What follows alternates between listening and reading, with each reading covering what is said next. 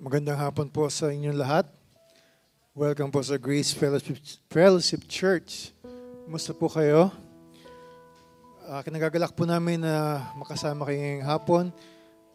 Bagamat yung iba sa atin ay tinahak ang disyerto patungo rito.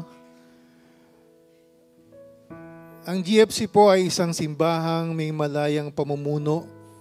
Binubuo ng kapatiran ng Ebanghelyo na may tipanang pamumuhay sa isa't isa sa aming pagsamba sa Diyos, paglago kay Kristo at pagpapahayag ng Kanyang pangalan sa kapangyarihan ng banal na Espiritu.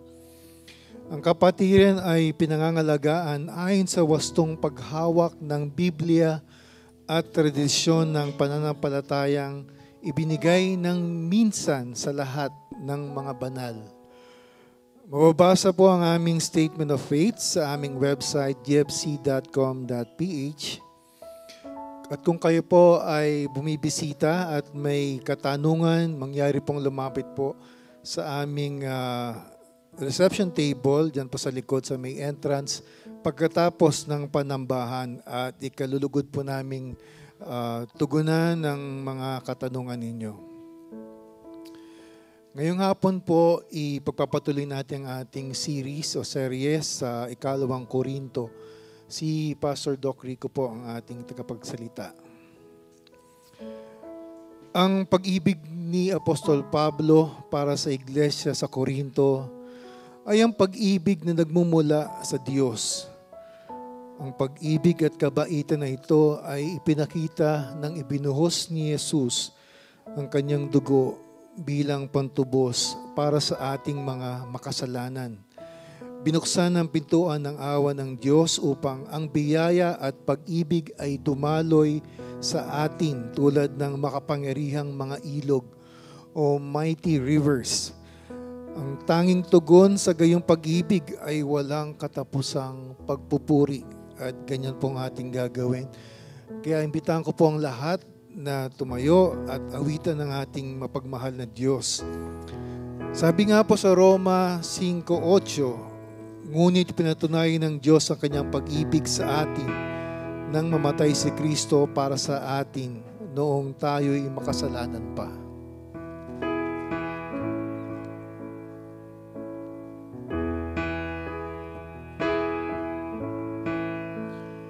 Here is love, vast as the ocean, loving kindness as the flood. When the Prince of Life, our ransom, shed for us His precious blood, who His love will not remember, who can cease to sing His praise. He can never be forgotten throughout heaven's eternal days.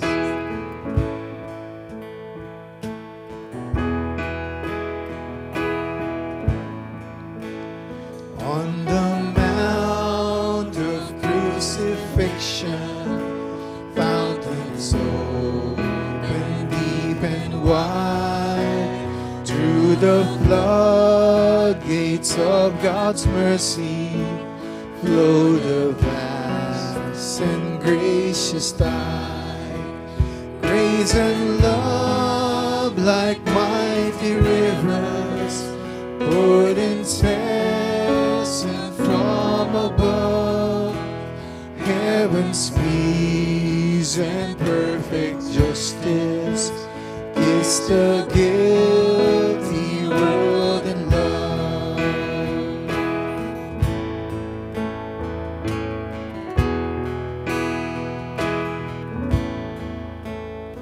Here is love that conquered evil, Christ the firstborn from the grave. Death has failed to be found equal to the life of Him who saves. In the valley of our darkness, dawn is there. perfect love and glorious radiance has repelled the hellish night.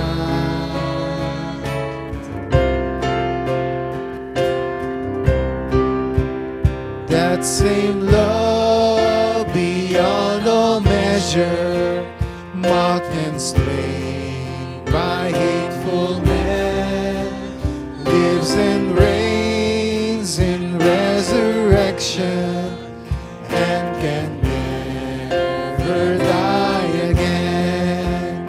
Here is love for all the ages, radiant Son of Man he stands, calling home his Father's children, holding forth his wounded hands.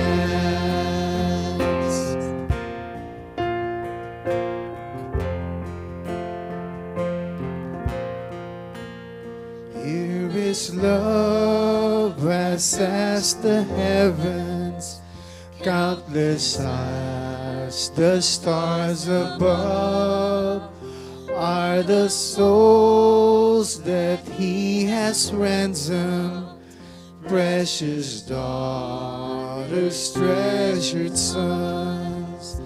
We are called to feast forever on a love beyond our time. Glorious Father, Son, and Spirit, now with man are intertwined.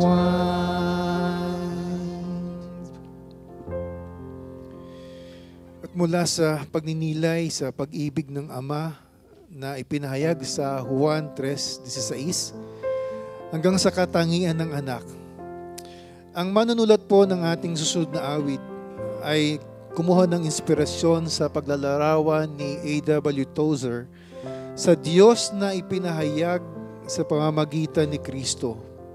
Kung paano ang makapangyarihang Diyos ay tumanggap ng kahinaan at kung paano ang pagiging hari at kababaang loob ang umiral ng magkasama kay Jesus. Inihikaya tayo nitong humanga sa misteryo ng kalakasan ng Diyos na ipinahayag sa pamamagitan ng pagpapakumbaba at sa kanyang kaluwalhatian na ipinahayag sa pamamagitan ng kanyang sakripisyo.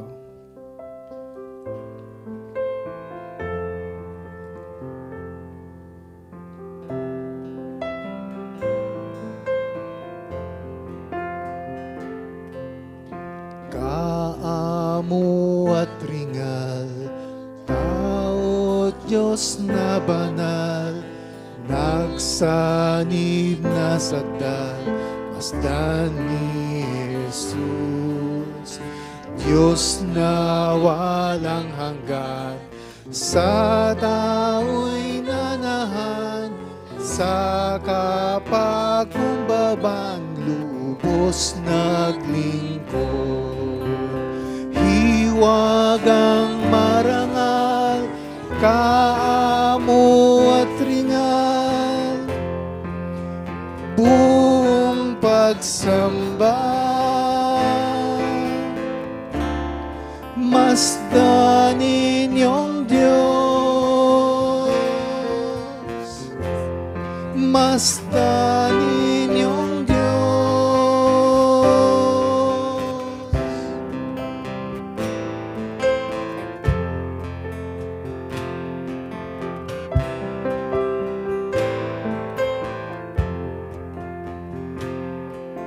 Singning ng Ama, dakilang talaga, nasa pagtalima, pinako sa krus. Ang pagdurusa niya'y siya nating tagumpay, at sa kasalanay siyang katubusan. Hiwagang marangal, kaamo at ringal, buong pagsamba, Masdan inyong Diyos, masdan inyong Diyos.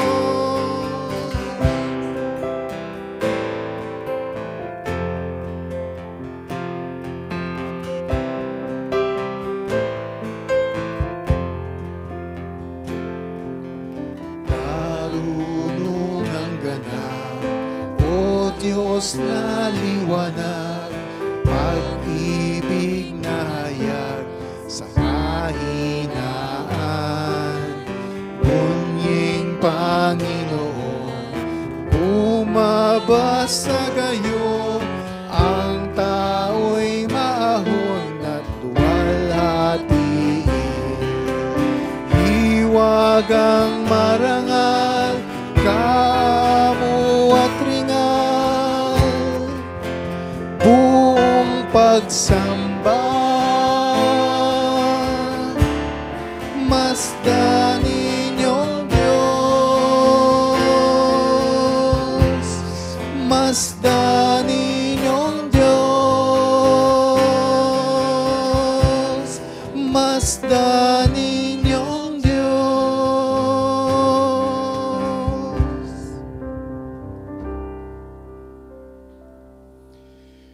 Inihila ng Diyos ang kanyang mga anak sa pamagitan ng mga lubid ng kabaitan at habag. At sa ating teksto ngayong hapon, kung saan hinahanap ng puso ni Pablo ang kagalakan at pagkakasundo ng mga taga-Korinto. Naway lumapit tayo kay Kristo sa ating kabiguan or brokenness at makatagpo ng ganap na kagalakan sa Kanya.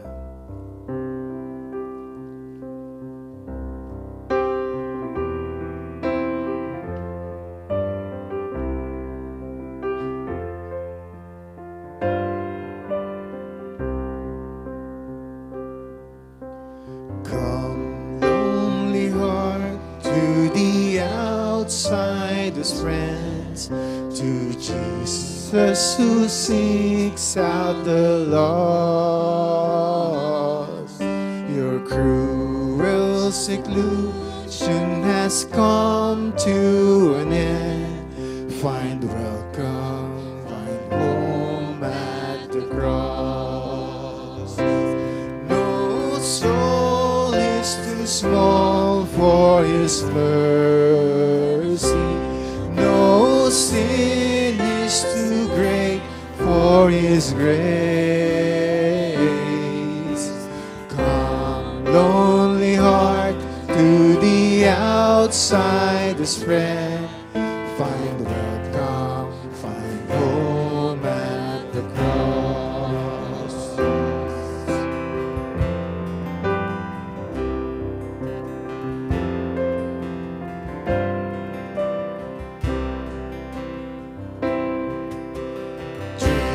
Thirsty heart of the water of life, of bountiful soul-quenching grace. The world's broken systems cannot satisfy. The Savior is what your heart craves. No soul is too small for His mercy. No sin is too great for His grace. Drink, thirsty heart, of the water of life. The Savior is what your heart craves.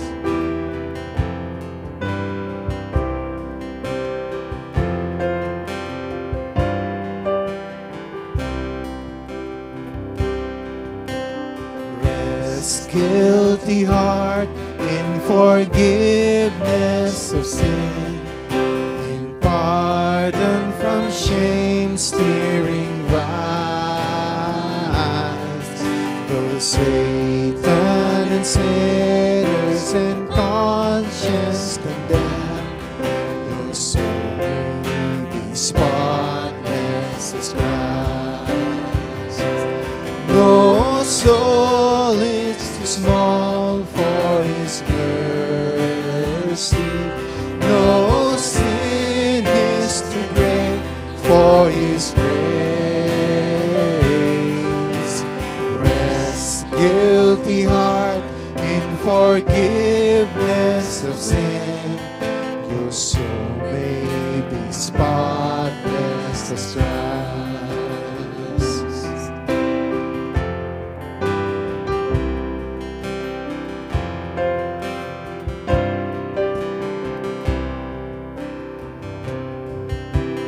Joy, grateful heart in the hope you have found in God who is seeking your praise. Then go to the outcast that grace may resound, for Jesus is mighty to save. No soul is too small for His mercy. No sin is too great for His grace. Joy, grateful heart in the hope you have found, for Jesus is mighty to save. For Jesus is mighty to save. Amen. Manatili po tayong nakatayo para po sa pagbasa mula sa banal na Biblia.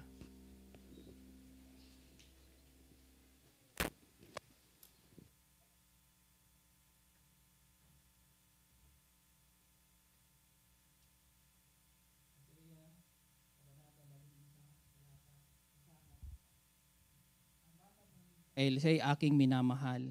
Tinatawag ko ang aking anak mula sa Ehipto. Ngunit habang siya'y tinatawag ko, lalo naman siyang lumalayo. Lagi na lamang siyang naghahandog sa mga baal at nagsusunag ng insenso sa mga Diyos-Diyosan. Ako ang nagturo kay Ephraim na lumakad. Inakay ko siya sa kanyang paghakbang, ngunit hindi niya kinilala ang pag-alaga ko sa kanya.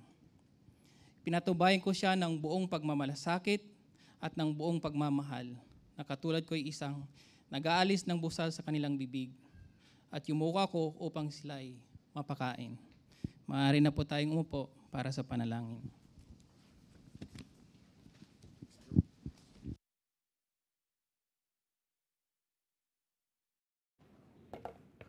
Tayo po'y magdasal. Diyos, aming Ama, pinupuri ka namin dahil tunay kayo po ay tapat. Pinupuri ka namin, Panginoon, dahil kayo po ang makapangyarihan sa lahat at may kapangyarihan sa lahat.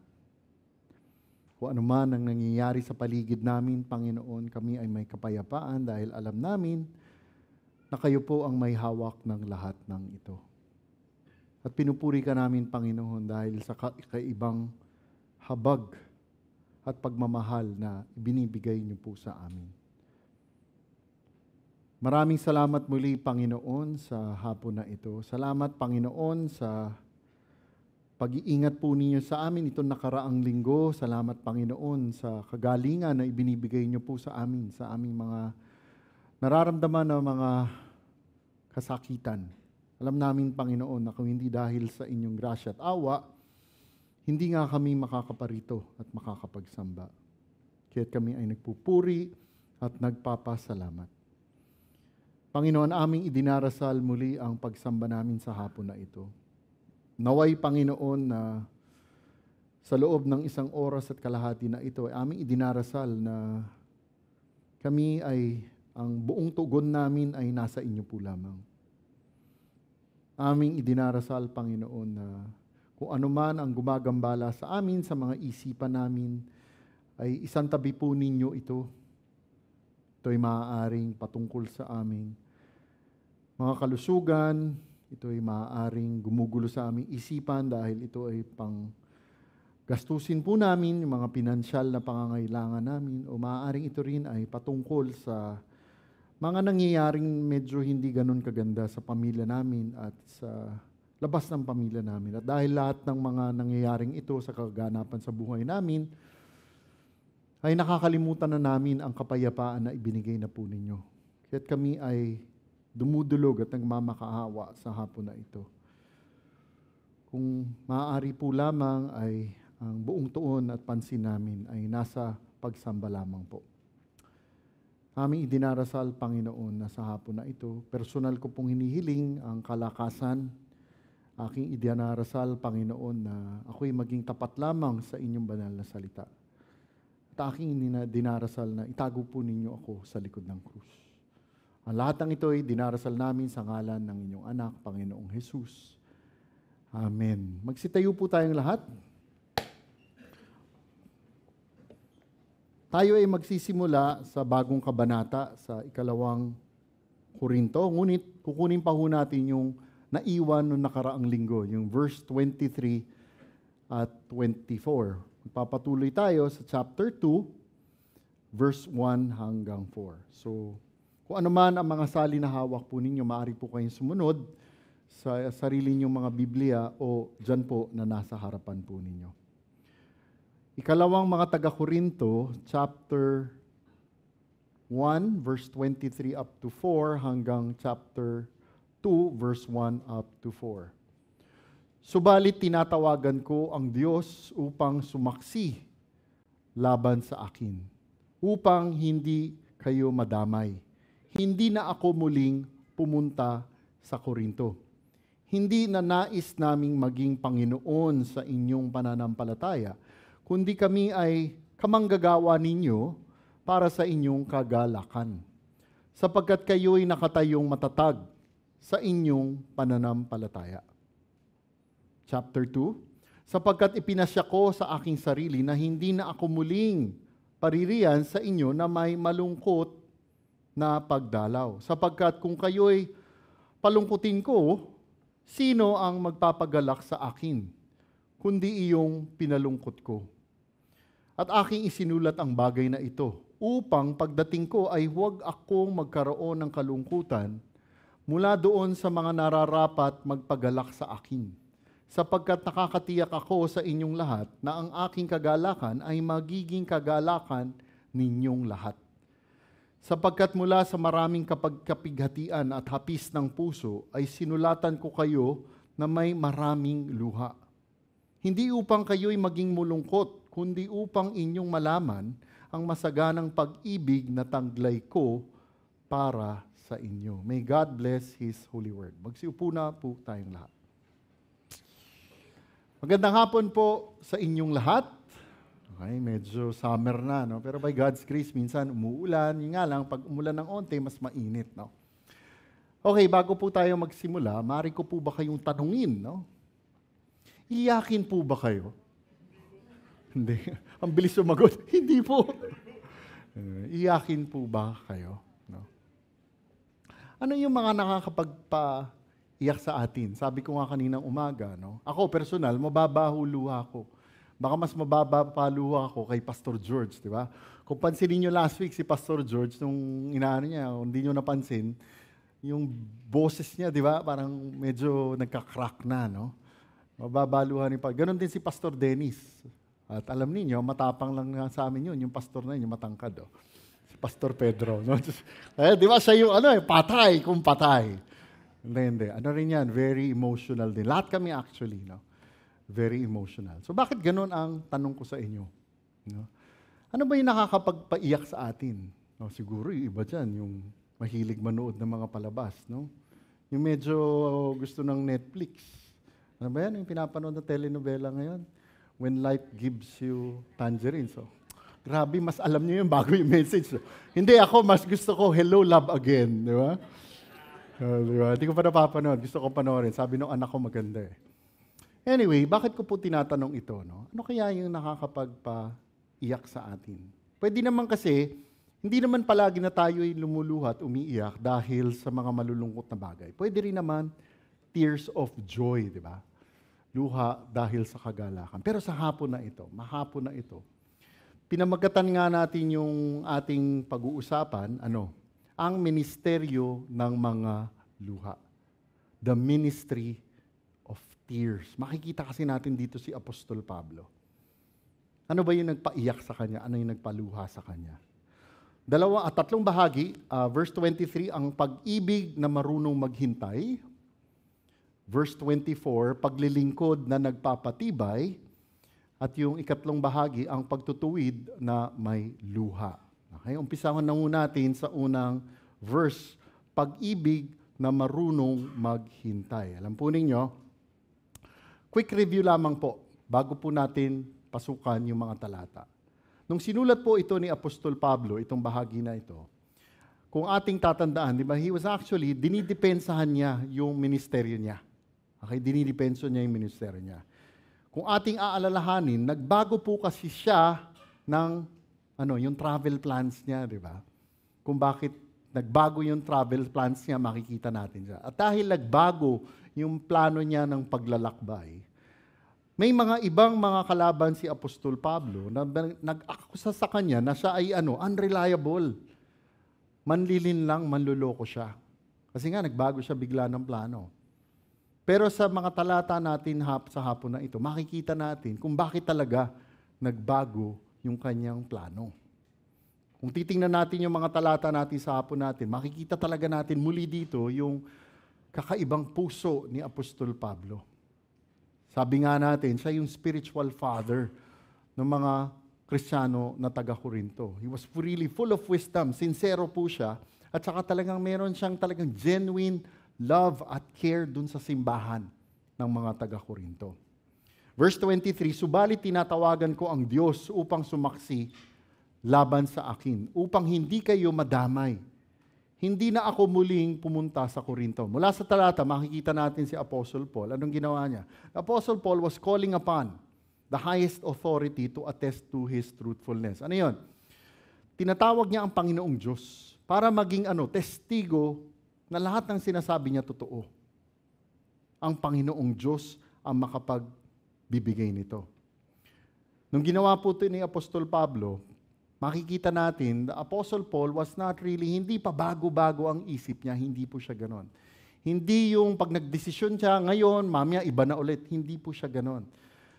Ang katunayan, bago nga itong kukunin natin sa hapon na ito, makikita natin sa libro ng ikalawang Korinto, mula chapter 1, makikita natin, una, na patunay na hindi siya ganon na klase ng tao. Saan siya nag-apila? Sinabi niya sa kanyang konsensya. Sa kanyang konsensya. Parang sinasabi niya, di ba, when he appealed to his conscience, kahit na yung iba ay sinisiraan siya, kahit ng iba may sinasabing hindi maganda sa kanya, yung sarili niyang konsensya before God ay alam ninyo na ang konsensya ko ay malinis. I know I acted rightly. Malinis ang puso ko. Ikalawang sinabi niya, ano yung sinabi niya bukod sa konsensya niya? Na yung integridad niya ay pag sinabi niya, walang panlilin lang nakasama doon. Clear at malinaw lahat ng sinusulat niya sa kanila. Walang hidden agenda, walang manipulasyon, walang deception doon sa mga salita niya. Kung ano ang sinulat na, yun na mismo ang ibig sabihin. Yun yung ikalawa. Hindi siya nanlilin lang ng tao sa mga sulat niya. Ikatlo, anong ginawa niya? Ang ginawa niya ay he appealed to the very character of God, sa katangian ng Panginoong Diyos. Anong ginawa niya? Dinuktong niya yung personal na integridad niya sa katapatan ng Panginoong Diyos. Paano niya ginawa? Sabi nga ni Apostol Pablo, na siya yung ministro ng magandang balita. Dahil magandang balita ang binibigay niya, imposible na pag sinabi niya yun ay magiging contradiction sa Panginoong Diyos niya. The Apostle Paul emphasized that all of God's promises in Christ are yes and amen. Di ba? Ito yung medyo mahirap kung maalala nyo. Talagang lumuha yata or pinawisan ng dugo dito si Brother Christian. Yung yes and amen, anong ibig sabihin nun? Lahat ng pangako ng Panginoong Diyos natupad sa Panginoong Hesukristo. Okay? Kaya yes, oo. And amen, ano ibig sabihin ng amen? Dahil lahat ng pangako ng Panginoong Diyos natupad sa Panginoong Hesukristo nung narinig ng ng taga-simbahan ng mga taga-Korinto, nag-amen sila, nag-agree sila. So nag-agree sila na ang Panginoong Diyos ay tapat. Kung nag-agree sila doon, dahil ang mensahero noon ay Apostol Pablo, nag-agree din sila kay Apostol Pablo. Kaya nga, imposible na lolokohin sila ni Apostol Pablo. Kasi pare-pareho naman ang mensahe na ibinibigay niya. Kung tapat ang Panginoong Diyos, yung mensahe niya tapat din. Yun yung pangatlo. Pang-apat ay makikita natin sa hapon na ito. Anong ginawa niya? Makikita ngayon natin si Apostol Pablo. Sino ang tinatawag niyang witness to his soul? No one else but God, ang makapangyarihang Diyos. And the Apostle Paul did this to show na yung sinusulat niya, na sinasabi niya sa kanila ay sadyang totoo. At nung sinulat niya ito, tila ba ang sinasabi niya talaga sa kanila ay hindi lang basta totoo ang sinasabi ko sa inyo. Ang sinasabi ko sa inyo ay isang napaka-importanting bagay na kailangan matutunan nila. Pag tiningnan po ninyo ang lahat ng sulat na sinulat ni Apostol Pablo, mabibilang po natin lamang ang mga pagkakataon na na nag-make siya ng oath. He called upon God for an oath. Ano nga ba ang oath sa Tagalog? So, pagsumpa, di ba? Pagsumpa. Parang mas maganda kasi yung English na oath, Pagsumpa. Kasi ang sumpa sa salita, parang minsan Pero yun din ang ibig sabihin. Pag nag-call to an oath si Apostle Paul or sumpa, bihira lamang po. Para kay Apostol Pablo, pag nagsumpa siya, he called to an oath, ito ay talagang rare at solemn at sagrado. At dahil dito, makikita natin na ang sinasabi talaga ni Apostol Pablo sa kanila ay sadyang totoo at sobrang importante. At you know what?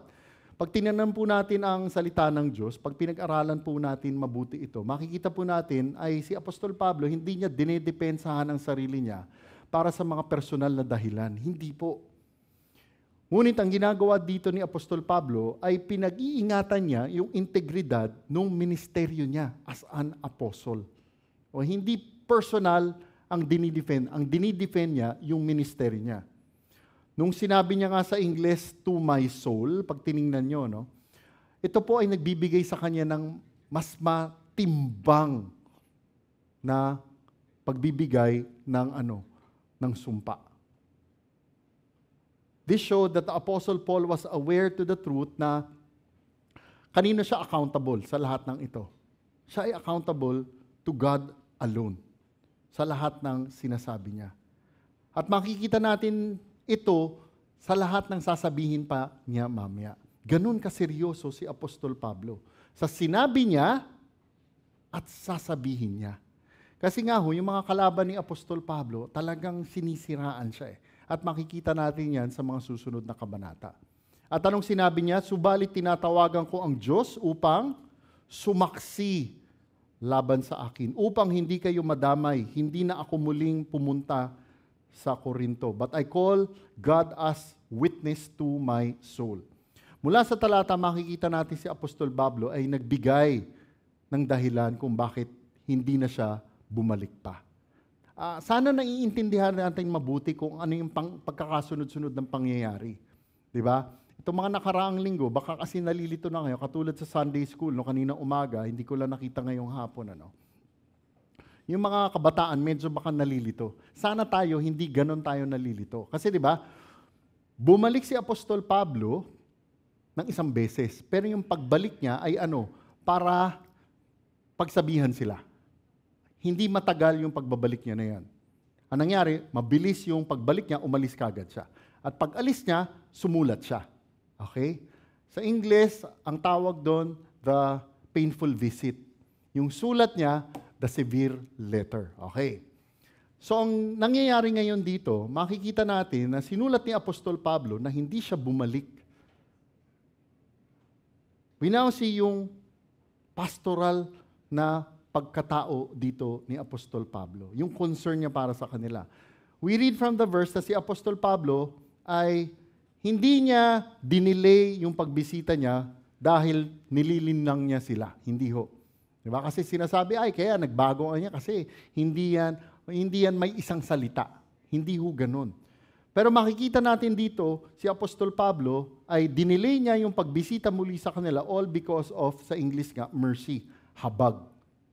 Bakit mercy? Bakit habag? Bakit siya hindi pumunta? Why do we say mercy? Mga kapatid, kung bumalik si Apostol Pablo kaagad, ay ano maaaring mangyari? Kung bumalik siya, ay ano, muling mauulit yung ginawa niya nung una. Pagsasabihan niya sila, madidisiplina sila. Dahil bakit kamo? Strong chance na hindi pa nagre-repent yung mga taga-Korinto. At alam po ninyo, dahil sa ginawa ni Apostol Pablo, makikita natin mamaya, dahil hindi ganoon ang katangian at ugali ni Apostol Pablo, ayaw niya talagang mag-lord over doon sa mga taga-Korinto. Kasi gusto niya, sila ay sabay na manggagawa nila. Pag tiningnan po ninyo ulit yung mga salita na dyan, di ba? Makikita nyo, subalit tinawagan ko ang Diyos upang sumaksis ng laban saan, upang hindi kayo madamay, hindi na ako muling pumunta sa Korinto. Sa English, again. Ano ibig sabihin? This tells us, like what we have been saying itong mga nakaraang mga linggo, na talagang pumunta si Apostol Pablo sa Korinto. Meron siyang previous na visit na nagresulta nga na pinagsabihan niya sila ng matindi. At sinasabi dito sa talata natin ngayon, ayaw na maulit ni Apostol Pablo yun. Ang dinesisyonan niya, okay, hindi muna ako pupunta ulit. Dinili niya. Para mayroon silang pagkakataon na mag-repent, talikuran yung kanilang mga kasalanan. Kasi, ang gusto ni Apostol Pablo, mag-repent sila at ma-restore sila nang hindi na sila muling kailangan pagsabihan ng harap-harapan. Anong masasabi natin dito kay Apostol Pablo? This shows the Apostle Paul's wisdom as a leader. Kung iisipin po nga natin, pag pinag-aralan natin ito, sometimes, restraint and patience ay mas epektibo than sa pag-uulit na pagagalitan ng isang tao o Kristiyano. Ano ibig sabihin ko nun? Sa English, sinabi ko, sometimes restraint and patience are more effective than an immediate, repeated rebuke. Lilinawin ko lang hindi bumalik si Apostol Pablo dahil hindi niya pa sila napagsasabihan. Tandaan niyo, napagsabihan niya na sila ng isang beses ng una. Hindi siya bumalik kasi binibigyan niya silang time mag-repent. Okay? Repeated rebuke. Ano ang gusto kong ipahiwatig dito? Kung tayo, mayroon tayong kapwa Kristiyano, na mayroong hindi tamang ginagawa, nasabihan mo na siya. Okay, kapatid, hindi tama ang ginagawa mo. Okay, hindi tama ang ginagawa mo. Hindi gusto ni Lord yan. Kailan mo ulit sasabihin o pagsasabihan yung tao na yon, yung Kristiyano na yon? Pag tiningnan natin ito, dahil napagsabihan na ni Apostol Pablo, dinilay niya pa. Ganon ka-loving si Apostle Paul. Kasi minsan, tayong mga Kristiyano, let's say, lumipas na ang ilang araw. Pinagsabihan mo kunwari ng Biyernes, nagkita kayo ulit ng Linggo, bilang sinabi mo, ano ba? Ba't ganyan ka pa rin? Hindi ka pa rin nagbabago? Ilang araw na nagdaan? Diba? Hindi naman po ganon. Or minsan, matagal pa nga lumagpas na ang ilang linggo, ano ka ba naman? Wala ka bang takot sa Diyos? 1, 2 linggo na ang nagdaraan, ganyan ka pa rin? Bago ka nga. Kung ako yan, hindi ko gagawin yan. Diba? Hindi Kaya kailangan mga kapatid, kailangan tingnan muna natin mabuti. Let's say, meron tayong dinidisiplina, meron tayong pinagsasabihan, pinagpipray natin po yan. Okay. Lilinawin ko lamang po repeated rebuke na ito repeated rebuke. Kung ikaw naman yung pinagsabihan, okay, baka kasi sabihin ng iba, okay, pwede pala matagal, hindi ako magbago, di ba? Kung ikaw ang pinagsabihan, wag mo namang aabusuhin ang grasya. Okay. Make sure na pag napagsabihan ka na, ay pray na mag-respond ka na. Kasi bakit? Kung hindi ka mag-respond dun sa unang sinabi na yun, anong kasunod nun? Disiplina. Ito yung palagi kong sinasabi, kung tayo mabagal dumisiplina, si Lord, alam niya ang perfect timing kung kailan magdidisiplina. And kung ako lang, ayoko nang antayin ang disiplina ng Panginoong Diyos. Okay? So nakikita natin dito sa mga talata na ito, we learn that discipline must be always what? Guided by love. In the church or outside the church. Kailangan natin tandaan na yung correction must be done with the goal of what? Restoration, hindi punishment. Kaya nga tanungin natin ang sarili natin, kamusta po ba tayo? Kamusta po ba tayo? Tingnan natin, let's say meron tayong ginagawang pagdidisiplina or correction sa isang tao.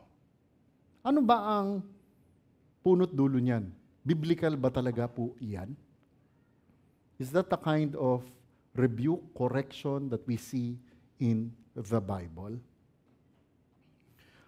Umabot na ba tayo sa sitwasyon na natapos na nating pinagsabihan ng isang beses ng una? No? Dumating na ba tayo sa sitwasyon na gusto na nating ulit palalahanan, pero parang nasisense natin na teka, sasabihan ko ba ulit? Dumating na ba tayo sa ganong sitwasyon? Or nandoon tayo sa ganong sitwasyon ngayon? Naintindihan po natin yon. Napagsabihan mo na eh. So gusto mo ulit pagsabihan kasi nakikita mo parang hindi nagre-respond. Ano yung magiging desisyon natin? Uulitin ba natin muli? Sana, let's pray na parang tayo si Apostol Pablo. Ano si Apostol Pablo? Hindi siya tumigil dahil takot siya, pero pinagpaliban niya dahil mahal niya sila. He chose to wait. Di ba? Maging sa pamilya natin, ganun din. Sa simbahan or sa pamilya natin. Di ba? Yung mga magulang dito. Kailangan talagang discerning tayo. Lalo na dun sa mga anak po natin. Pero kung iisipin natin, hirap, no? Hirap po. Nakikita ko may mga taong gumaganon. Ano? Actually, nung pinag-aaralan ko ito, hirap, no? If not by the grace of God. Okay, ito pa. Whenever we in our situation that we need again to rebuke or correct someone, ano kaya yung maipagdarasal natin? Na ibigay sa atin ng Panginoong Diyos yung wisdom. Knowing when to speak and when to wait. Kasi ang punot dulo palagi dapat natin siyan, di ba? Kaya natin kinokorek dahil mahal natin yung tao na yon. Punta na po tayo sa ikalawang bahagi, paglilingkod na nagpapatibay. Verse 24, hindi sa nais naming maging Panginoon sa inyong pananampalataya, kundi kami ay kamanggagawa ninyo para sa inyong kagalakan, sapagkat kayo'y nakatayong matatag sa inyong pananampalataya. From the verse, nakita natin si Apostol Pablo, immediately, nililinaw niya. Nililinaw na yung otoridad niya as an apostle was not about controlling them or dictating to them yung pananampalataya nila.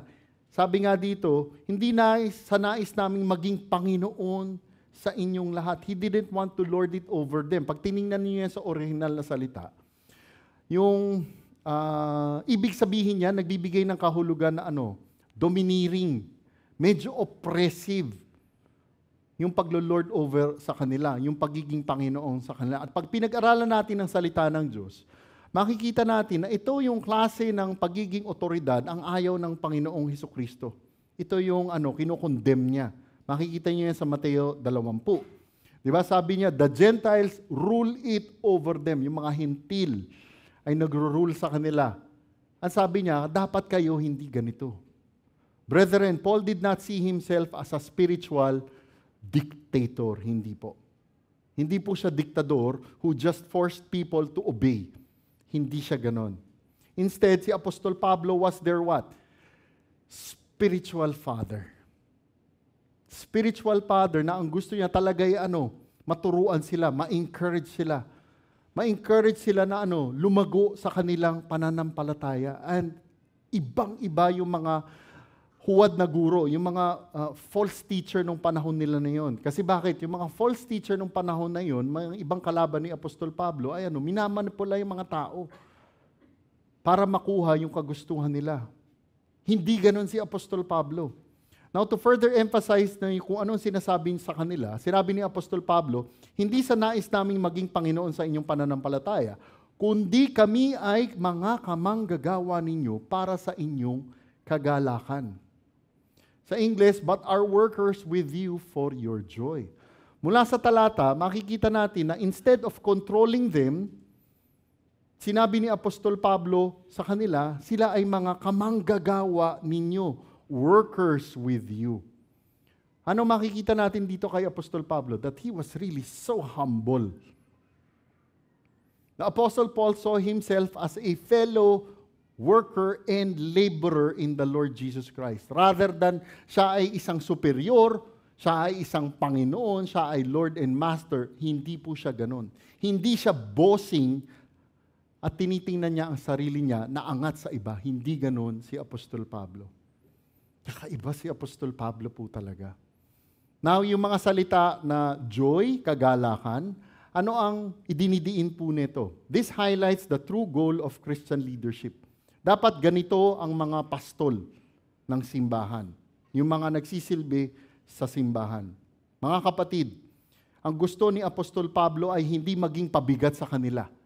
Pabigat sa pamamaraan, legalism, guilt, alam mo yun, gusto nila sumunod kasi kukonsensyahin niya lamang sila. Hindi ganon si Apostol Pablo. But rather, si Apostol Pablo desires that those he was writing to would experience the fullness of joy. Bakit sila magkakaroon ng kagalakan? Dahil maayos ang relasyon nila sa Panginoong Hesukristo. Doon nagagalak si Apostol Pablo. At para kay Apostol Pablo, obedience to the Lord Jesus brings about true joy. Even when it is hard and painful. Diba? Ang hirap kasi, diba? Pag magsasabi ka ng pagtatama, minsan ang bigat nun eh. Pero kasi, kaya natin sinasabi yun, parang mga magulang, diba? Sinasabihan natin mga anak, kasi mahal natin sila. Ganon din po dapat tayong mga Kristiyano sa loob ng simbahan ng Panginoong Hesukristo. Kahit mahirap, kahit masakit. Brethren, true spiritual authority serves and strengthens believers rather than what? Controlling them. Kailangan, pag sinisilbihan natin ang mga kapwa Kristiyano, hindi natin sila gustong sumunod dahil sumunod ka kasi sinabi ko yan. Hindi ganun. I'm sure, sasabihin ng iba dito, hindi ko na kailangan makinig. Kasi itong message na to para sa mga leader lamang ng church, para sa mga elder, mga pastor. Alam po, hindi po. This is applicable para sa ating lahat. Kung sinasabi natin tayo ay totoong mga Kristiyano, applicable po ito. Unang-una saan? Sa loob ng pamilya po natin. Sa loob ng pamilya po natin. Saan pa pwede ito? Sa loob ng simbahan, yung mga kasama natin nagsisilbi sa iba't ibang mga ministeryo. Like the Apostle Paul, hindi dapat tayo mag-lord over sa isa't isa. Hindi ho. We don't impose, we don't dictate. Katulad ni Apostol Pablo, anong sinabi niya? We are to work with them. Ang ganda ng sinabi dito ni Pastor Pedro eh. Sabi niya nung isang meeting namin, ito pala yung ginagawa ni Apostle Paul. We don't lord over them, hindi tayo nagiging Panginoon sa kanila, but we walk with them side by side. Nakuha natin yun, mga kapatid. Ganoon ang gawain sa simbahan ng Panginoong Hesukristo. And how do we walk side by side with each other? Ano yung priority natin? Kailangan, we are fed properly with the Word of God. Kailangan tayo ay laging nag-aaral ng salita ng Diyos. Yun ang isa sa primary na gagawin natin. By God's grace, ang dami nating mga Bible study na po. Tama po ba? Sa Huwebes na padating, may Tagalog Bible study online. Meron tayong Bible study para sa mga kababaihan. Meron tayong Men of the Word. Meron tayong Youth. Meron tayong Young Pro. Meron tayong Golden Ladies. Meron tayong Kids of Grace. Meron tayo every Sunday. By God's grace, kumpleto po ang feeding po sa atin. At yun ang isang main priority po natin. We walk side by side. We work together by first, how? Being fed faithfully with the Word of God. Kaya nga mga kapatid, ano ginagawa natin? Kamusta po tayo? Kaya't nang sinabi ito ni Apostol Pablo, pinaliwanag ni Apostol Pablo bakit ganito ang gusto niya para sa kanila. Hindi sa nais naming maging Panginoon sa inyong pananampalataya, kundi kami ay kamanggagawa ninyo para sa inyong kagalakan, sapagkat kayo'y yung matatag sa inyong pananampalataya. Mula sa talata, we see the Apostle Paul acknowledging that their spiritual stability does not come from his control. Stable sila spiritually, hindi dahil sa kanya, but it comes from their very own faith. Nakatayong matatag sa inyong pananampalataya. Yung words na standing firm, nakatayong matatag sa inyong pananampalataya. Pag tinignan niya sa original na salita, nagbibigay yan ng kahulugan ng stability, perseverance, confidence in their walk with the Lord Jesus Christ. Mga kapatid, faith must be personal. Personal ang ating pananampalataya. Hindi natin pwede impose sa mga kasama natin yung pananampalataya natin. Yung pananampalataya na yan ay personal dapat yan. Kaya nga importante, nagkakaroon ng faithful learning ng Word ni God. Di ba? Tayo mga magulang, hindi natin pwedeng sabihin lang sa anak natin, basta paniwalaan nyo ito. Hindi. Hindi po. Hindi natin magagawa yan sa mga mister natin o sa misis natin. Hindi. Kailangan sila mismo mayroong personal na enkwentro sa Panginoong Hesukristo. Faith must be personal. Clearly makikita natin, the Apostle Paul did not seek to impose his faith upon them. Hindi niya ipinipilit yung pananampalataya niya sa kanila. But rather, si Apostol Pablo ay ini-encourage sila to stand firm in what they had already believed. Yung tatayuan nila ay yung sarili nilang pananampalataya. Kaya nga't mga kapatid, para sa ating mga Kristiyano, kung meron ka ring ibang mga inaalalayan, dinidisciple na kapwa Kristiyano, hindi dapat natin papalitan ang Panginoong Hesukristo sa buhay nila. Ang direct dependence ng mga Kristiyano ay walang iba kundi ang Panginoong Hesukristo. Naalala ko pa nga no? Di ba? Kunwari, meron kang Bible study group, Uy, alam mo, sabihin ko, ito, disciple ko to, disciple ko to, disciple ko po to. Alam nyo, gusto kong batukan ng sarili ko nung maalala kung meron ako man. Kasi bakit? Hindi ko disipulo yun. Disipulo yun ng Panginoong Hesukristo. Privilege ko lang na maalalayan sila. We are not to replace the Lord Jesus. Alam po ninyo, if we say that we are true Christians, meron po tayong pribilehyo para mag-guide, umalalay ng ibang mga Kristiyano. In the good and not so good times. Kasi minsan, di ba, okay umalalay, okay mag-disciple, sa panahon na okay. Pag hindi na okay, minsan bumibitaw na Pero, we have to remember, mga kapatid, we are not the Messiah. Hindi po tayo ang Mesiyas. Importante sa lahat ay ang feeding ng bawat Kristiyano with God's Word. So important. Just to emphasize, spiritual leadership or when we serve others is about serving and not control. Yung modelo na binigay sa atin ni Apostol Pablo sa mga ministeryo ay kakaiba sa pagiging yung mga authoritarian leadership. Di ba ganun yung mga authoritarian leadership? Tama ba yun yung pag-pronounce ko? Authoritarian leadership. Kasi di ba yung iba authoritarian, basta sumunod ka. Hindi ganun. Sa loob ng simbahan ng Panginoong Jesucristo. We should not seek power over others, but we should humbly serve others in their walk with the Lord Jesus Christ. Kailangan side by side. Walang Kristiyano na nagso-solo flight. Wala ho. Kailangan sabay-sabay po tayo. Kaya nga tanungin po natin ang ating mga sarili. Encourager po ba tayo ng iba sa pananampalataya nila? Or Lord and Master ang dating natin sa kanila? Ulit encourager po ba tayo sa pananampalataya ng iba? Or Lord and Master ang dating natin? Pag sinabi natin Lord and Master, dinidikta lang natin. Ngayon, kung sinasabi nating encourager tayo, anong basihan natin? What is our basis? Pag sinabi natin encourager. Ganito lilinawin ko lang ho. Di ba? Baka sabi niyo, parang basketball game yan. Sayang wala si Pastor Pedro lumabas. No? Diba? Sige, kaya mo yan. Shoot mo, shoot. Yung ganun, di ba? Shoot mo, shoot. Para sikat. Di ba? Baka puro ganun lang. Alam niyo, when we say the encourager tayo, anong unang kailangan i-encourage natin sila? Bro, sis, anak, makinig ka naman sa Bible study.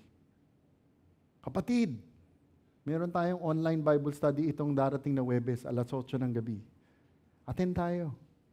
Pagdating dito sa worship service natin, bitawan mo na yung telepono mo. Tingin ka lang dun sa harap. Tago mo na muna yung TikTok at Instagram. Biglang nagbabaan ng telepono. Hindi, di ba? Yun ang pinaka-importante na ma-encourage. Tapos pagkatapos, how can we encourage? Tapos ng mga Bible study natin, ano natutunan mo? Ano natutunan? Kamusta? Ano yung ano? Yun ang encourager. Ano yung Lord and Master? Minsan, minsan pinapasunod, attend ka ng worship service, ha? Puka, bitawan mo yan. Huwag kang gagalaw. Tingin ka lang sa harap.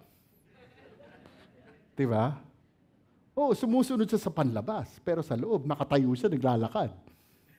Ako nga natin yun. Hindi eh. Diba? Kaya nga importante talaga na personal ang enkwentro natin sa Panginoong Diyos. Hindi natin pwede i-impose. Ngayon, kung Lord and Master tayo, Panginoon, let's say, okay, sige, Panginoon nga, ang dating natin sa kanila, ang tindi, no? Minsan, ang harsh natin, di ba? Baka nakakalimutan natin, kung ganyan tayo sa iba, di ba, ang Panginoong Diyos, sobrang gracious sa atin. Di ba? Sobrang gracious ni Lord sa atin. Bakit tayo ang iksi ng pasensya natin sa iba? Okay, lilinawin ko lamang ho, meron hangganan ang pasensya. Okay, ang patience. Meron hangganan niya. Kung tayo mabagal, si Lord hindi mabagal. Alam ni Lord yung puso natin. Kaya nga, diba, baka naman, sobrang harsh natin sa iba, nakalimutan na natin kung gaano ka-gracious at merciful si God sa atin. Whether pastor, discipler, or magulang. Yung role natin sa iba is to help them stand firm in their faith. Maging matatag sila sa pananampalataya nila. Hindi natin dinidikta ang bawat desisyon na ginagawa nila. Lilinawin ko lang ulit, hindi ko sinasabing hindi tayo magdidisiplina. We do discipline. But it should always be done because of love. Dahil sa pag-ibig. Sa mga magulang naman, wag naman tayo masyadong heavy-handed. Alam mo yung ibig sabihin ng heavy-handed? Na dahil sa sobrang bigat ng pagiging magulang natin, sa English, na-exasperate na. Alam mo yun? Ano yung exasperate sa Tagalog? Wala akong parang bitin, no? Yung parang, basta exasperate. Google nyo mamaya. Okay, na-exasperate. Yung parang, napipilitan na lang sumunod dahil nakukulitan sa atin. Yun yung exasperate. Kaya nga, hindi dapat ganon. Hindi dapat po ganon. Context nasabihan na ni Apostol Pablo sila. Pero ayaw niyang pumunta kasi binibigyan niya sila ng pagkakataon na mag-repent at magbago. Yung nga lang, may hangganan ang panahon na yon. Pumunta po tayo sa ikatlong bahagi, pagtutuwid na may luha. Verse 1, sapagkat ipinasya ko sa aking sarili na hindi na ako muling paririyan sa inyo na may malungkot na pagdalaw. Mula sa talata, makikita natin na talagang sinabi ni Apostol Pablo, ipinasya ko. Sa English, I determined. Nung sinabi po ito ni Apostol Pablo, talagang makikita natin na yung ginawa niyang desisyon na hindi kaagad bumalik sa kanila ay pinag-isipan niya. Pinag-isipan. Hindi ito, I'm sure kung si Apostol Pablo man ito, bago niya ginawa yung desisyon, talagang pinag-pray niya pa ito. Hindi niya ginawa yung desisyon na hindi bumalik sa kanila ng biglaan. Hindi ho. Talagang pinag-isipan niya. Yung desisyon ni Apostol Pablo ay nagpapakita talaga muli nung kakaibang talino niya at saka discernment niya bilang isang spiritual father.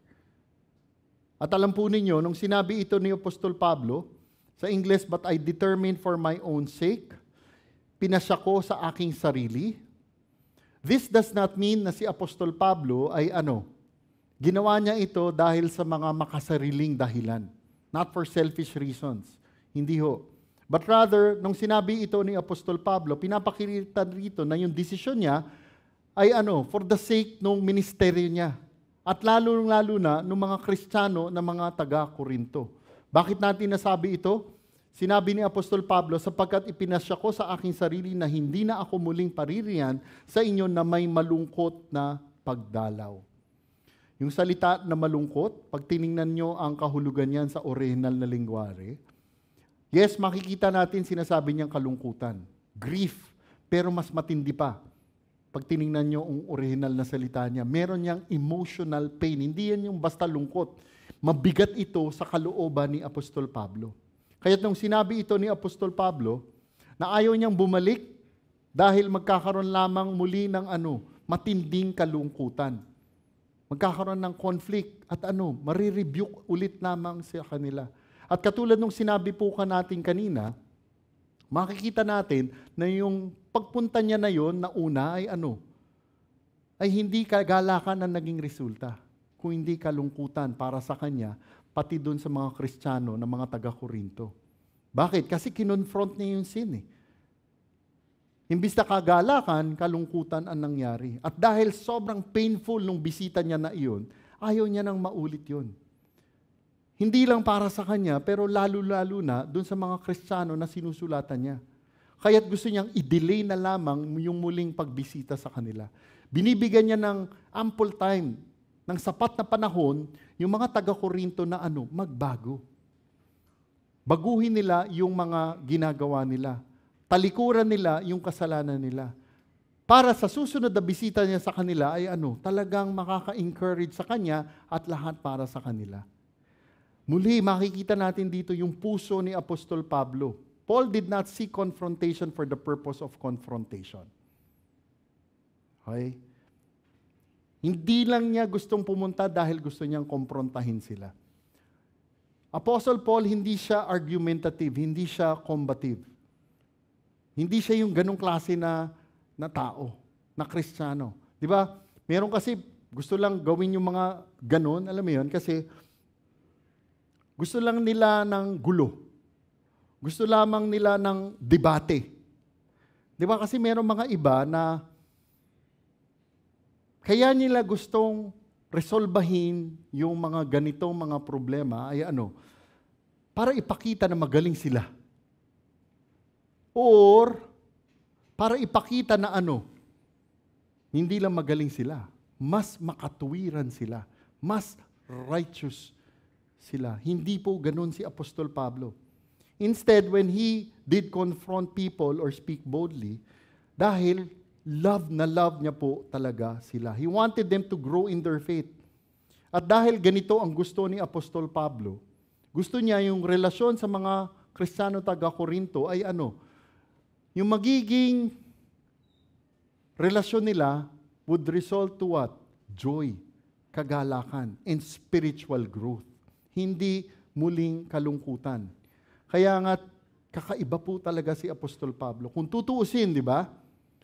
Pwede niya lamang sila, pinabayaan. Tama?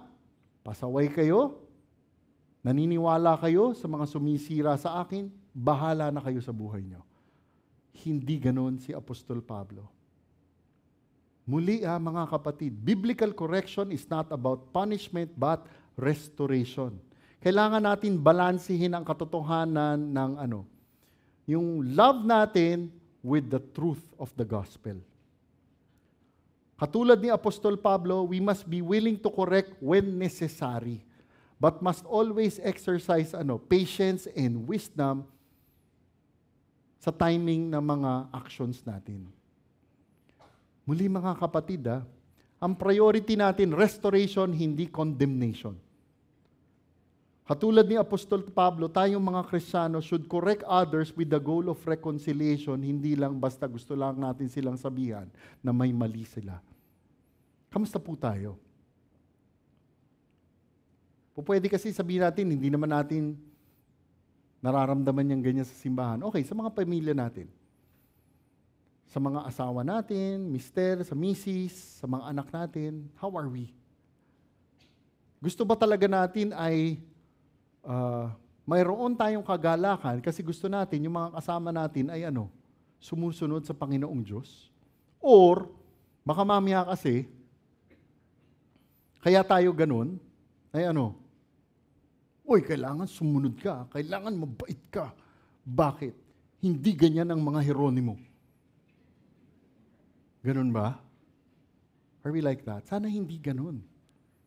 Di ba? Kasi, kaya tayo sumusunod, hindi dahil gusto natin proteksyon ang reputasyon natin. Hindi. Dahil sinabi ng Panginoong Diyos yan. So, why should we correct others with the goal of reconciliation and not rebuke? Makikita po natin. Sapagkat kung kayo'y palungkotin ko, sino ang magpapagalak sa akin? Kundi inyong pinalungkot ko. From the verse, makikita natin yung salitang palungkutin. Sa English, sorrow. At nung sinabi ito ni Apostol Pablo, when the Apostle Paul said, Paul was like saying that kung babalik siya sa kanila, ay malulungkot lamang siya, kaya nireschedule niya. Alam niya na yung kahihinatnan nung muli niyang pagbisita. Alam niya na most likely sasabihin niya, alam niya na most likely yung mga gagawin niya. At dahil alam niya yun, magkakaroon ng potential ulit ng kalungkutan. Hindi lang para sa kanila, ngunit pati sa mga taga-Korinto na Kristiyano. Makikita natin na si Apostol Pablo hindi indifferent sa mga emosyon nila. Alam niya na mga salitang ibibitaw niya ay may mga consequence. Which again, makikita natin na sobrang kakaiba talaga siyang spiritual father. Yung sinabi niyang, if I cause you sorrow, sapagkat kung kayo'y palungkutin ko, it does not mean that the Apostle Paul will avoid difficult conversations or corrections just to keep everyone happy. Ano ibig sabihin, di ba? Hindi ginawa ni Apostol Pablo yon na ayaw niyang ulit sabihin sa kanila dahil gusto niya lang silang masaya. Di ba? Minsan kasi gano'n, di ba? May mali nang ginagawa yung isa, ayaw mo pa rin i-correct. Di ba? Kasi para okay tayo. Mali po yun. Hindi gano'n ang ginasabi dito ni Apostol Pablo. Pero si Apostol Pablo ay was the kind of shepherd who was thoughtful and loving. Talagang spiritual father siya who don't want to hurt others unnecessarily. Muli, ang konteksto, pinagsabihan niya na sila. Hinahanap niya yung perfect timing kung kailan ulit sila dapat pagsabihan. He was so considerate for the emotional and spiritual impact ng mga sasabihin niya sa kanila. He was still willing to confront kung talagang kinakailangan na. The Apostle Paul then gives yung pinakadahilan as to why he wouldn't want this to happen. Sapagkat kung kayo'y palungkutin ko, sino ang magpapagalak sa akin kung hindi iyong pinalungkot ko? Mula sa mga salita na ito, makikita natin, parang itong isang puzzle. Puzzle. Bakit puzzle? Yung sitwasyon. Kasi kung yung mga pinagsabihan niya ay magbibigay ng kalungkutan sa kanya, sino pa ang magpapasaya sa kanya? Kasi malungkot na yung mga pinagsabihan niya. Mga kapatid, Paul's joy was directly tied to their spiritual being. If they were sorrowful because of their sin, he too would be sorrowful. If they repented and grew in faith, he would rejoice. Nakuha po natin yun. Magagalak siya kung tinalikuran nila yung mga pagkakamali nila. Malulungkot siya kung hindi nila tatalikuran o susundin yung sinasabi niya sa kanila. At ano makikita natin dito kay Apostol Pablo? Grabe ang relasyon niya sa kanila. Sobrang tindi, sobrang lalim. Hindi lang siya basta apostol o pastor or spiritual father na malayo sa kanila, hindi ho. Talagang alam niya, nararamdaman niya yung mga spiritual na challenges at emotions nila. Kaya nga't makikita natin po dito ay joy in the repentance and restoration of others rather than in suffering. Ano ibig sabihin nun, mga kapatid? Sa kapatiran. Importante ay relational, hindi transactional. paliwanag ko lamang po. Ano ibig sabihin na kailangan relational, hindi transactional? Alam nyo, kung tayo ay nasa simbahan, yung relasyon natin kailangan genuine. Hindi lang ito basta yung, hi, hello. Hindi lang ho dapat ganon. Hindi natin ginagawa kasi may gusto tayong kapalit na makukuha. We're not doing things for recognition, for rewards, or favors. Hindi ho. We're doing everything in the church because we love God and His people. Yun ang relasyon sa simbahan. Sabi nga ng isang komentaryo, English ko po sasabihin, church leadership and service is really about building Christ-like relationships, not business-like deals. Kailangan relational, hindi transactional. Di ba? Pag sinabi mo kasing transactional, no? Kuwari, sabihin ko, kailangan kong gawin kasi ito eh. Kasi ako yung Bible study leader nila. Kailangan kong gawin to kasi akong elder nila. Ako ang pastor nila. Hindi ho ganon. Kailangan ang relasyon natin ay talagang kung paano sa atin ang Panginoong Hesukristo, ganon din po dapat tayo sa isa't isa. Ang tindi ho, no? Kasi bakit? Yun ang ipinapakita dito ni Apostol Pablo. Mga kapatid, si Apostol Pablo hindi siya authoritarian ruler. Talaga siyang spiritual father. Bakit? Joys nila, joy niya. Lungkot nila, lungkot niya. That is the Apostle Paul. At bakit natin nasabi yun? Tingnan niyo verse 3. At aking isinulat ang bagay na ito upang pagdating ko ay huwag ako magkaroon ng kalungkutan mula doon sa mga nararapat, magpagalak sa akin. Sapagkat nakatitiyak ako sa inyong lahat na ang aking kagalakan ay magiging kagalakan ninyong lahat. Mula sa talata, makikita natin anong tinutukoy dito ni Apostol Pablo. Di ba, binisita niya sila sa mandalian? Umalis kagad siya. Sumulat siya sa kanila. Ang tinutukoy niya dito, yung tinatawag na severe letter. Na sinulat niya sa mga taga-Korinto. Na for sure, yung sulat na yon ay punong-puno ng correction. At strong na pagpapagalit sa kanila. Brethren, we have to understand that the Apostle Paul did not write this letter to condemn them. No. Hindi. Hindi para husgahan sila. Hindi para lang basta kondinahin sila. Hindi po. But the Apostle Paul wrote the letter to lead them to repentance. Gusto niya silang mag-repent. Gusto nila maging maayos ang relasyon niya sa Panginoong Diyos. Para sa susunod na visit sa Kanya, hindi na puno ng kalungkutan. This demonstrates Paul's commitment to handling conflict wisely. Grabe talaga yung spiritual wisdom dito ni Apostle Paul. Na instead na bumalik sa kanila, gumawa muna siya ng sulat para sa kanila. Which allowed them really time to reflect and change. Alam mo, pinag-iisipan ko to no? Kasi ngayon, hindi ko alam kung uso pa rin ang sumusulat sa isa't isa. No? Siguro sa konteksto natin ngayon, SMS, Viber, pero again, kung gagamitin natin yan, kailangan ipag-pray mabuti. Okay, kailangan ipag-pray. Kasi, di ba, pwede mo talagang pag-pray kung ano yung isusulat. Let's say may pinagsabihan ka na, di ba? Then after weeks, or even a month or so, nakikita mo parang, pwede mong i-message na maganda. Kamusta ka na kapatid? Pinagpipray kita. Sa prayer ko, napansin ko na ganito. Sana makapag-usap tayo ulit kung ganito. Nakuha niyo yun? Okay. Kasi ito nakikita natin dito kay Apostol Pablo. At anong sinabi ni Apostol Pablo? At aking isinulat ang bagay na ito upang pagdating ko ay huwag kayong magkaroon ng kalungkutan mula doon sa mga nararapat magpagalak sa akin. Brethren, the Apostle Paul longed really to experience joy with the Corinthians. Paul wanted joy, not sorrow. Yung sorrow kasi nila dahil dun sa disobedience nila. As their spiritual father, he wanted to see them walking in righteousness. At dahil dun, that would bring him great joy. Sinasabi kasi dapat sila yung nagpapabigay ng kalagalakan sa kanya. The Corinthians, instead of giving joy to the Apostle Paul and even to the church at Corinth, ay dahil sa disobedience nila, na-stress si Apostol Pablo. Sapagkat nakatitiyak ako sa inyong lahat na ang aking kagalakan ay magiging kagalakan ninyong lahat. Grabe po talaga ito. Pag tininin, nakasulat ba English? Sobrang liit, baka hindi nyo mabasa, no? Babasahin ko sa akin. Having confidence in you all that my joy would be the joy of you all. Yun ang English.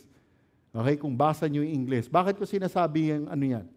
Sa Tagalog, sapagkat nakatitiyak ako, having confidence. Grabe po talaga ito. I can't really help but praise and be amazed as to how God was working in the life of the Apostle Paul. Bakit kamo? Pakinggan po ninyo. Despite lahat ng dinaraanan ni Apostol Pablo sa mga Kristiyano sa mga taga-Korinto, sa mga sinulat dito ni Apostol Pablo, makikita natin si Apostle Paul still express confidence in the Corinthians' repentance and spiritual growth. Ano yung sinabi sa Tagalog? Nakatitiyak ako. Kahit ano pa yung dinaanan ni Apostol Pablo, kahit ano yung mga experiences niya, kahit ano yung mga sinasabi sa kanya, confident pa rin si Apostol Pablo na they will repent and they will be restored. Ano ang ibig sabihin na ginawa dito ni Apostol Pablo? Mula sa nababasa natin, makikita natin si Apostol Pablo, pwede kasi siyang gumawa ng desisyon, di ba? Na sasabihin niya, oo, magre-repent itong mga to. Or, wala nang pag-asa itong mga ito. Diba? Pwedeng ganun dalawang reaksyon niya.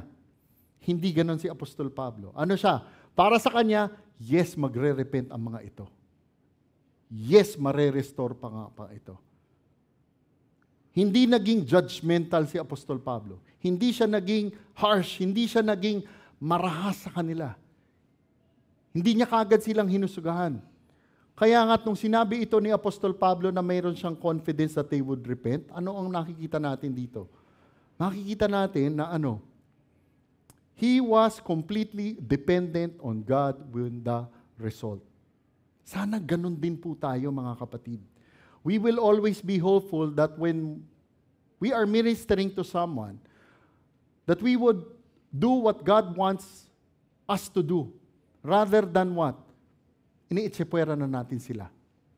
Hirap nito, no? Diba? Tandaan nyo ito yung mga, let's say meron tayong mini-ministeryohan. Hindi, iba yung ministeryohan na paulit-ulit na talagang kahit na 1 taon, 10 taon na ganun pa rin, ibang usapan na yon.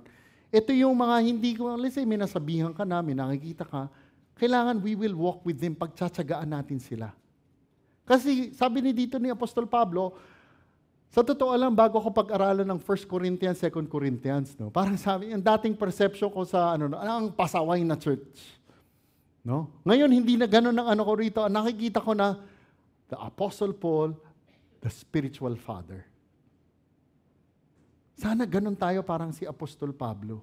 We will always be prayerful and hopeful to the ones that we are ministering to. The apostle believed that their obedience to his correction would not only bring him joy, but it would also bring their joy. Ano ibig sabihin nun? This teaches us a very important truth. Genuine repentance and obedience to God is not just joy for one person, but it is the joy of the entire congregation. Okay? Kailangan ganun tayo ka-connected sa isa't isa, mga kapatid. Ito po yung goal, sa totoo lang, ng church discipline. Repentance and restoration. By God's grace, wala tayong nakikita pang church discipline sa church na to. And I pray na sana wala. Okay? Kasi meron dimang steps yan Pag-usapan na lang natin sa ibang paraan yan. Kaya nga, when we look into this closely, the Apostle Paul's confidence in the Corinthian Christians tells us that even after correcting and confronting the Corinthians, Paul didn't depend or act depending on what he will say or what they will do. He will do. Hindi ho. Hindi siya nag-micromanage. Hindi niya sila pinilit. Instead, pinakita niya yung grace-filled leadership by trusting God and most especially the Holy Spirit. Kasi yung Holy Spirit ang magbabago po sa kanila. Kaya nga't mga kapatid, tanungin natin yung ating sarili. How patient are we? How patient are we? Ano ba yung goal natin pag meron tayong pinagsasabihan? Restoration ba or condemnation kaagad? Kaya kailangan natin talaga ipag-pray. Diba? Sabi nga ng majority. Pag tiningnan natin si Apostle Paul, sana all, di ba? Sana all. We really have to pray this, mga kapatid. Verse 4, sapagkat mula sa maraming kapaghatian at hapis ng puso ay sinusulatan ko kayo na may maraming luha. Hindi upang kayo'y maging malungkot, kundi upang inyong malaman ang masaganang pag-ibig na taglay ko para sa inyo. Mula sa talata, makikita natin muli yung salitang kapighatian, sa English affliction. Yung salita na yan po ay nagbibigay ng kahulugan sa English na talagang deep distress. Tribulation, pwede nga gamitin ng salita dyan eh. Yung sa English na ginamit pang isang salita, anguish of heart. Anong makikita natin dito? Na yung ginawa at sinulat ni Apostol Pablo sa kanya ay sobrang talagang tindi. Kaya nga ang description ng mga komentaryo doon, severe letter. Sobrang tindi. Bakit kamo? Nung sinulat ni Apostol Pablo yon, dahil nga sobrang ang relasyon niya sa kanila, hindi siya detached. Okay, hindi siya detached. Nararamdaman niya yung magiging reaksyon ng mga sinusulatan niya. Alam niya yung dinadaanan nila. It was really heavy and difficult for the Apostle Paul. Kaya nga't anong sinabi ni Apostol Pablo? Sapagkat mula sa maraming kapighatian at hapis ng puso ay sinulatan ko kayo na may maraming luha. Dito nag-umpisa yung title natin, ang ministeryo ng mga luha. Katulad ng sinabi ng talata, the Apostle Paul literally wept. Umiyak po talaga siya. Umiiyak siya nung sinulat niya po ito. Kaya dahil dito, masasabi natin na yung severe letter po na ito ay hindi basta pagsaway na malamig. Yung pagsaway na yon hindi lang galing sa pride. O hindi siya sumulat dahil nagpa-power trip lang siya sa kanila, hindi po. Yung severe letter was all because the Apostle Paul loved and cared for them. Mga magulang. Di ba? Ganyan tayo sa mga anak natin, naalala ko. Yung anak ko, si Nico, wala naman dito ngayon, no? Although ginawa ko kanina, nandiyan siya. Naalala ko, nung una namin siya na-disiplina, maliit pa siya. Sobrang liit. Di ba? Hindi namin spinner yung rod. Unang beses. Alam nyo, umiiyak yung anak ko. Ako rin at misis ko umiiyak. Kasi di ba, pag love natin yung iba, na gusto natin silang ma-restore, ramdam natin yung nararamdaman nila eh. Sana ganun din tayo sa isa't isa. Sana relational tayo, hindi transactional.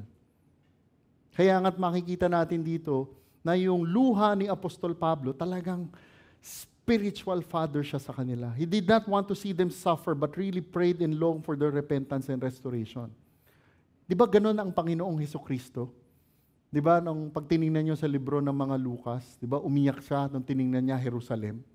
Bakit? Kasi yung Jerusalem ayaw maniwala kung sino talaga siya. Sapagkat mula sa maraming kapighatian na hapis ng puso ay sinusulatan ko kayo ng maraming luha, hindi upang kayo'y maging malungkot. Yung sulat niya sa kanila mga kapatid, makikita natin, sumulat siya hindi dahil para palungkutin lamang sila, hindi po. Sinulat niya yon para makita nila ang katotohanan. Para talagang ma-restore sila. Which should also what? Be very much applicable to us. We correct not to feel others feel terrible. Diba? Kunwari may mali yung isa, naasar ka dahil doon sa ginawa niya. Gusto mo siyang pagsabihan para lang, kasi gusto mo lang pagsabihan at masaktan siya. Hindi dahil gusto mo siyang ma-restore. Hindi ho dapat ganun, mga kapatid. Christian correction is not about making others feel bad, but it is all about leading them towards righteousness. At anong sinabi ni Apostol Pablo kung bakit dapat katin? Kundi upang inyong malaman ang masaganang pag-ibig na taglay ko para sa inyo. Mga kapatid, Paul's correction and motivation was entirely because of his love. Nakita niyo yung salita? Masaganang pag-ibig na taglay ko para sa inyo. Ganon si Apostol Pablo sa kanila. Abundant yung love niya sa kanila. Kaya nga't mga kapatid, no? Tanungin natin ang ating mga sarili. If we say that we are true Christians, when we are correcting others, paano ba natin ginagawa ito? Paano po natin ginagawa ito? Do we do it with a heart of love and humility? or we do it with harshness or a self-righteous heart. When we correct. Okay, kung hindi man sa church ang setting ng ginagawa, sa mga pamilya natin, heart of love and humility ba talaga? O harshness or self-righteousness? Mga kapatid, let's pray na sana katulad tayo ni Apostol Pablo. Sana katulad tayo ni Apostol Pablo. Na talagang meron tayong genuine love and concern sa isa't isa. Kaya nga, sa ating pagninilay-nilay sa bahagi ng sulat na ito, ating ipagdasal, Lord, bigyan mo kami ng ganitong klaseng puso. That when we correct with compassion. When we speak the truth, we speak it with love. And we should trust solely on God na si Lord ang gagalaw sa bawat buhay na Kristiyano sa loob ng simbahan po niya. Maglaan po tayo ng 1 o 2 minuto para pagnilay-nilayan ang ating pong pinag-aralan.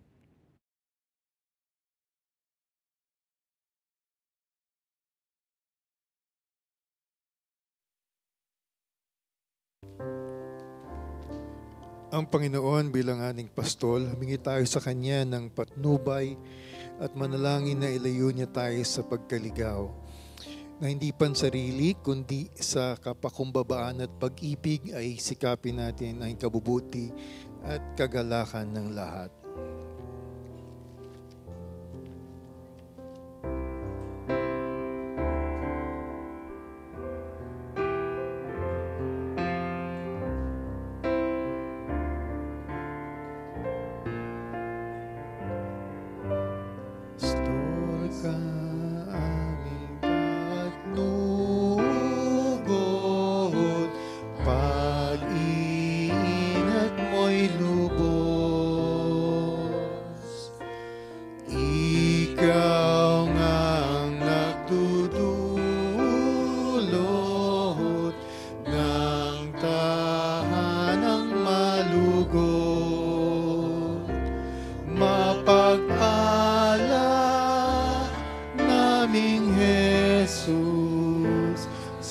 Tanan ay tumubos,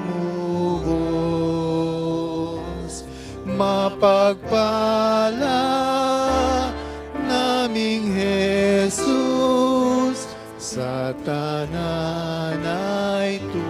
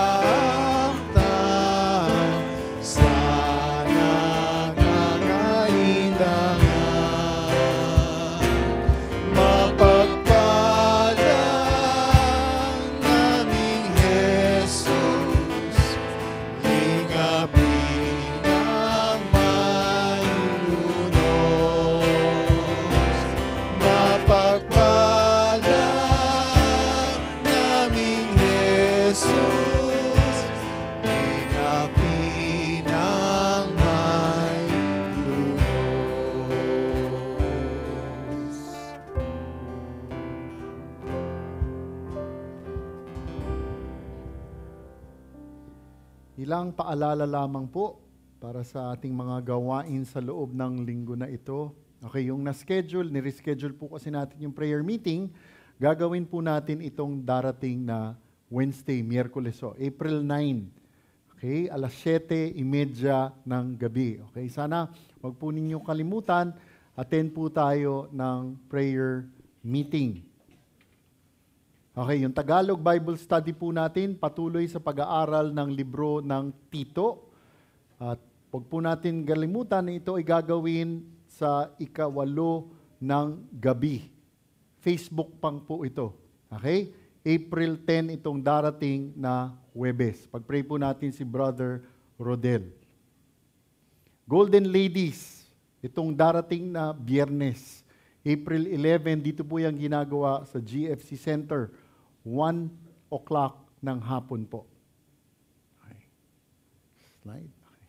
Heart in Art, para sa Women of Grace, may series break po tayo. Series break. Pero meron pa rin ho itong mini Bible study. Meron po tayo itong darating na Sabato, basket weaving ang activity po. Meron po tayong mga activity, kaya importante mag-register po kayo sa likod. Kasi bakit ho? Kailangan malaman yung mga materyales na ihahanda po. Doon po kayo mag-register sa likod po. Okay, God's blueprint. Seeing what godly wisdom looks like for men and women. Youth Bible Study. Ito pong darating na Sabado po iyan. Okay, wag po ninyong kakalimutan, alas 3 ng hapon po.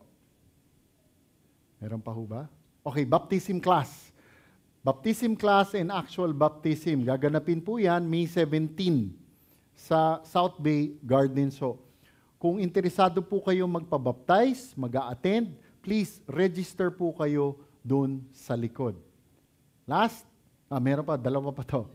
Yung mga mag-asawa o yung mga ikakasal pa lang, kung naghahanap kayo ng paraan na magkasama kayong 2 mag-asawa ng kayo lang, meron pa tayong couples retreat. Millstones and milestones. Okay, gaganapin po yan itong buwan ng June. Register po kayo sa likodo. Meron pang ilang mga slots na naiiwan po. Please, register ahead. At last, yung GFC Church Camp po natin, meron pa hong ilang slots. Please, kung interesado kayo, na pag-pray nyo na, magrehistro po kayo doon sa likuran, sa admin, para malaman po ninyo lahat ng detalye. Okay? Tayo po'y magdasal. Diyos, aming Ama, pinupuri ka namin dahil sobrang kakaiba ang pagpapala at mahal po ninyo sa amin. Muli, maraming salamat sa araw na ito. Salamat sa pagkakataon na kami ay makapagsamba. Aming idinarasal, Panginoon, na sa aming pag-uwi sa araw na ito at sa buong linggo na ito. Alam namin, Panginoon, kung hindi dahil sa inyong grasya, awa at pagpapala ay hindi namin kakayanin isabuhay ang lahat ng ito. Kaya't kami ay dumudulog, Panginoon. Bigyan niyo po kami ng talino, lakas at katalinuhan para magawa ang lahat po ng ito. Kaya mga kapatid kong minamahal, kayo'y maging matatag, hindi nakikilos na laging sagana sa gawa ng Panginoon, yamang nalalaman ninyo na hindi walang kabuluhan ang inyong gawa sa Panginoon. At ang lahat ng ito ay dinarasal namin sa ngalan ng inyong anak, Panginoong Jesus.